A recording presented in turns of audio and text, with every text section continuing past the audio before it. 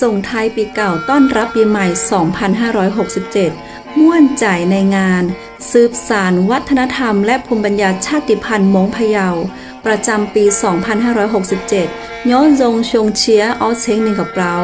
ขอเชิญเที่ยวงานสืบสานวัฒนธรรมและภูมิปัญญาชาติพันธุ์ม้งพะเยาประจำปี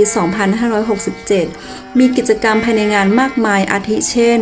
ชมขบวนแห่ของชาติพันธุ์ม้ง4 อำเภอ 19 หมู่บ้านได้แก่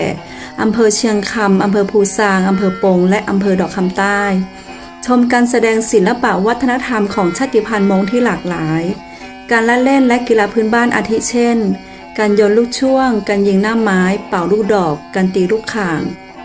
การสาธิตภูมิปัญญาชาติพันธุ์ม้งพะเยาในด้านต่างๆ การแข่งขันไก่ต่อ การออกร้านจำหน่ายสินค้าของดีแต่ละอำเภอ ในวันที่ 30 ธันวาคม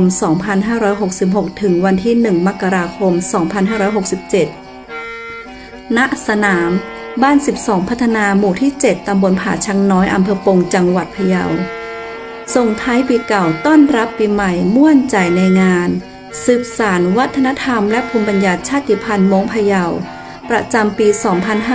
2567 ย้อนยงชงเชียเอาเชงหนึ่งกับเราแล้วเจอกันนะคะ ขอบคุณค่ะ